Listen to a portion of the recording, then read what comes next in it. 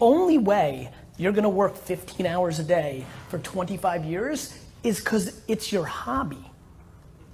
You don't do anything that much unless you fucking love it, right? Like, to me, that's why I always talk about being an entrepreneur before it was cool. It's because it's what I loved. It's like if you were to listen to music, if you love music, and I said you literally for a living can listen to music for 15 hours a day and do extremely well, I wouldn't sign up for that. I don't want to listen to music 15 hours a day, but I'm sure a lot of people would, or play tennis, or whatever. Like, and I think that the people that always succeed in the long term have found that thing that they genuinely like would do. Like I will never retire. It just will never happen. I just know it already today. I may get super old and like I might not be able to schlep around, but like I'll go stand in a flea market and sell some shit. Like, to me, it's the thing it's really been interesting going through this journey. Even for a lot of you, it's just interesting to analyze yourself as you evolve, as you get older. As a 6 to 12-year-old, where I had unlimited freedom to play outside in the 80s in New Jersey, more than half the time, I chose to wash somebody's car, right? Shovel somebody's snow. So this is like deeply ingrained, and I think I see it. I see it in architecture, I see it in teaching, I see it in public service, I see it in parenting. Like, if you can just find your thing. Now, for me, my thing also creates financial for some people, if your dream is to teach, like if you want to teach in a public school, you're not going to make $1 million a year. So I think right now my fear, and even like this whole project, is I'm trying to talk a lot more about self-awareness, not just entrepreneurship, because I think people are getting caught up because there's just no way to be sustainable. The reason I get almost 10,000 communications a week about how do I fix my laziness. And my answer is do something you like, right? You're lazy because you're doing it for the money. And you don't like it. You just think it's gonna make you money. And so people are real estate agents because their neighbor's making money. And people are social media experts because they read something about me. Or they're gonna be a cryptocurrency trader, or augmented reality this, and everyone's gonna be on VR, and the next thing, and the next thing, and the next thing. And this is why so many people lose. They chase cash, and to your point, like, hard work is part of the equation. Like, it's just part of the equation. Because somebody's gonna outwork you. People like Gary Vee, I don't know if you guys saw this, I was flying here today, so I was like, got kind of caught up on work. I'm like, fuck it, let me just answer questions. So I did an Instagram post today, asked me questions, started answering. People are like, yo, Gary Vee, what do I do when my market gets really competitive and everybody wants to do the same shit? I'm like, you have to be better than everyone. Right? Like it's so funny to there's a lot of sneaker stores. You just have to be better. And so I'm just fascinated by people thinking there's some secret passive potion that you're gonna make $1 million a year doing dick. Doesn't exist. So you better figure out what you like, because I was so bad at school because by 9:30 I looked at the fucking clock until I got out of there at 3 because I hated it. And so because I lived my childhood in hating something and not succeeding out of the hatred of it, the fact that 90% of people careers are the way I did school, and those are longer and take up a lot more of your life, that's devastating to me, and we have to change that conversation. Any tips to people out there who, how does a day in the life of John or Gary look, and how would you recommend people have more productive days doing whatever it is, whether it's something they like or not? For me, one of the conversations that I wanted to create clarity over the last 3 years is sleep, right? I answered that today. Somebody's like, how much do you, a lot of people ask, how much do you sleep? And my answer is 6, 7, or 8 hours, and it fucks with people, right? Because they think I'm sleeping like an hour. And my point there is sleep's important. I don't know who thinks they're gonna survive without sleep. Sleep's important. What's important for what I'm about is what you're doing when you're awake. I'm fascinated by people who say, I hustle, I sleep 4 hours, but then watch 3 hours of YouTube videos a day, right? And so for me, as you know, and what you're referring to as somebody who interacts with me is, Tyler's sending you emails like, can you do 11:30 p.m. to 12:30 p.m.? Every minute I have is programmed. It's more like 11:15 to 12:15 25. Yeah, no, look, I mean, the amount of 5 and 7 and 10 and 13, like, I basically, Tyler, I see your face. What do you think? It's 8 o'clock until 11 p.m. is pretty much programmed to the minute with 0 slots for anything but the next meeting. But I'm working out, right? But like for like work, 8 to 11 with 0 lunch, 0 downtime. Like if I go take a piss, I'm cutting into some meeting. Now, but here's the thing. That's matching my happiness and ambition. That is not for 99.9% of people. Time management needs to be predicated on what makes you happy and what is coming out of your mouth. The biggest thing I'm worried about is people are talking big game, but then their actions don't match it. So to me, it's happiness first and then eliminating hypocrisy. And that's how I think about it. So for me, it's that because I love this game, it's what I would want to do, and my ambitions are great, and I enjoy it. I want to spend 9 p.m. to 10 p.m. on a meeting to build what I'm building.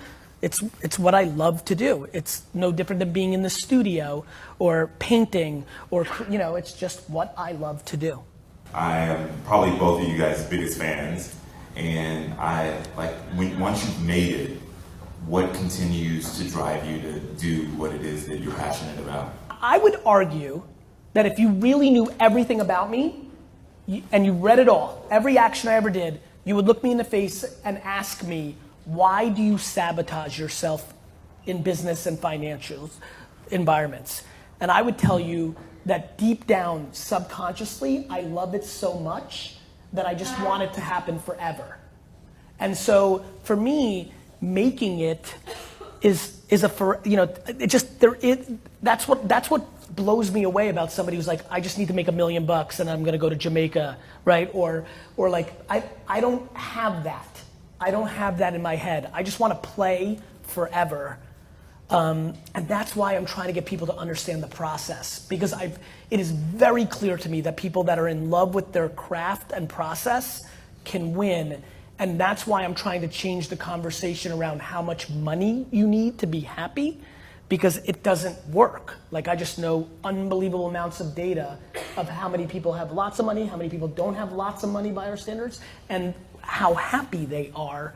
And it doesn't take a lot of money to be, to be alive in society. It's about what you spend money on. I mean, I can't get over this. I just really wish people liked what they did. And the internet makes, where we got caught, why everybody in this room is caught, is you were parented by people that didn't have the luxury of a mature internet. And so there was no practicality around doing what you love. It's just not how the world worked. The internet, which everybody here, including myself and including the man who was at the forefront of it in a lot of ways with what he did with the iPhone, is grossly underestimated, like deeply underestimated. And so I just really want people to do what they like. It will work. They just have to eat shit for a long time. Like, people are like, well, Gary, I have debt or this. I'm like, cool. To live the life that you want, isn't it a good idea to punt the next 6 years, eat shit, give up? Because the game's very simple. If you've got debt or have to put a roof over your head or somebody else, then you work, whatever job is paying you that. But I'm asking you, what are you doing from 6 p.m. to midnight? And if you have to go build slowly your portfolio, your Shopify store, your Instagram account, your YouTube channel, your content, like, wouldn't you be pumped if I told you for the next 4 years it's tough and you don't watch as much Netflix and sports and hanging out, but then you get to live happy for the rest of your life? Everybody, in theory, would sign up for that. The reality is a lot of people don't want to grind for 4 years. Like, people don't like pain. It's why most people don't have six packs. I mean that. There's a lot of people here who want to be in better shape. You just don't want to work out. You just don't want to eat well. Like, I lived it for the first 38 years of my life. And then I got into better shape. I still hate it. I fucking was pissed this morning waking up at 5:55 to work out, but because I want it. And so I've gone through doing something that didn't come natural to me, that I hate to this day, 4.5 years later, but I just want to live 15 years longer. And so for me, it's like, if any person in here is unhappy, I need to know every single minute you spend on anything but your job, because I'll tell you, taking those leisure hours, which you're using to escape your unhappiness, you're literally watching Netflix or sports or playing video games or listening to music to escape your reality that you're not happy about. I want you to take those hours and start building something that gets you off your issue. And it might take 7 years, but it's worth it. Everybody here is gonna live for fucking 60, 70 more years. People got tricked. 54 is young. 54 is young. And so people have terrible ability to put time in perspective, which is why their behaviors are so broken. All right. Anybody got a six-pack out there? Show me. Six-pack, let's see it. Let's go. My guy. Fuck, man, that was more like 10. Only one person with a six-pack. Pretty sexy out there. What is the importance of investing in the people, and how do you inspire people who are looking to accomplish their dreams, and how do you keep them going, trying to accomplish your mission and your dream? To me, it's one-on-one marketing. What Tyler cares about today is different than what he cared about 24 months ago. D-Rock cares about, Colin worked for me, and because we had a real relationship, I helped put him on to the job he has today, and that's why he's sitting here supporting me today. So even when they're out of the system, it's one big system. Karma is practical. Like, doing the right thing is always the right thing. That is actually how humans work. It's why we're still here. Humans are inherently phenomenal. This is what's so fucking me up about our culture right now. We're spending so much time on the negative, rightfully so. There's so much political banter. There's so many people that are trying to get their fair shake. There's so much going on. I don't need to go there, but what it's done in the micro is makes everybody look at the negative instead of realizing this is the best moment to be alive. For anybody here who on skin tone or race or gender feels suppressed, talk to your grandmother. Ask them if it's better in 2018 than 1974. Like, people are confused.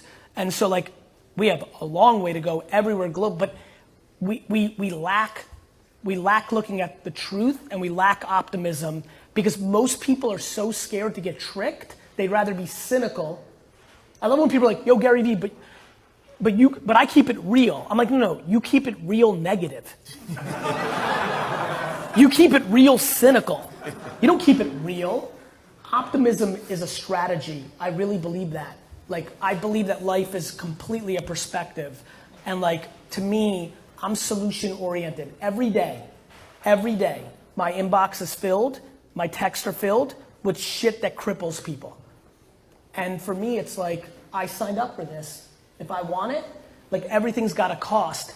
Most people want all these great things. They're just not willing to pay the piper, the emotional piper. That's the shit that fucking sucks. Everybody wants to be an Instagram celebrity, but nobody wants anybody to leave a comment that they're ugly. So everything has a price, and perspective really matters. And so I think that staying in tune to what, when you're building an organization, somebody comes in as a 23-year-old, they want more money, right? As a 27-year-old, they want a little more time because they just found the person they think they're gonna marry. Then they have a child. Then they want money again. Then they want a title because the kid they came in with is now ahead of them 2 slots, but that kid worked 15 hours a day and didn't do relationship, and it becomes this whole thing, but you've gotta keep listening.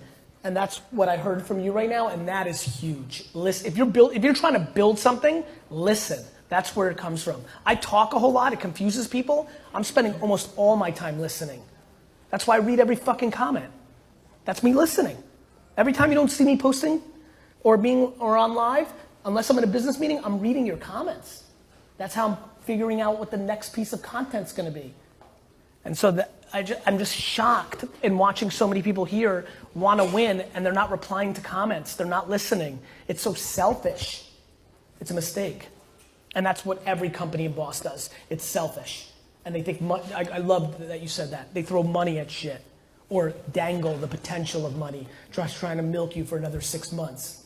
One of the things that I've really been thinking a lot about this year is how many times people stop me in an airport or an event like this or what have you, and they freak out, and they're people of the industry, right? Especially fancier events where there's cooler people. Like a lot of people will, like I'm just being, like, I mean this, like really like VIP events, there's inevitably like somebody like who will freak out and they'll be like, I never freak out. And what they're basically saying to me is, I've met way more famous people than you, and there was no reaction. Why am I getting emotional, or why do I want to take this selfie with you? And I'm like listening, right? So like this is happening and happening. Of course, for like my ego and all that, it's awesome, but I'm interested, right? So I'm thinking, and then I'm like, finally, it just made a lot of sense. It's like, look, you can listen. I love The Weeknd and Future as much as anybody else, but like an artist that puts out good music outside of like a singular song that changed your life, it's just good music. Whereas somebody who's putting out content that's desperately trying for your life to be better and wants nothing in return, you're gonna have a different reaction when you meet that person than if somebody can drop 54 points a night. It's just different. Thank you, Gary. You're welcome. And I think that long-winded humble brag is positioned for one reason. You need to figure out how to bring so much value that whatever you're trying to accomplish just naturally happens because you built so much leverage by giving. This is why I get mad when you don't reply to the 8 people that do leave a comment for you on your social media. You're trying to get bigger and you don't have time for the 8 people that actually care about you right now. I mean, listen, you're holding it. That book, The Thank You Economy, that's the one for me, and I say it all the time. It's the one that sold the least, and it's the one that means the most to me, because I'm a product tonight of somebody who from 2007 to 2011 went to sleep at 4 a.m. because I would not go to sleep until every tweet directed at me got responded to.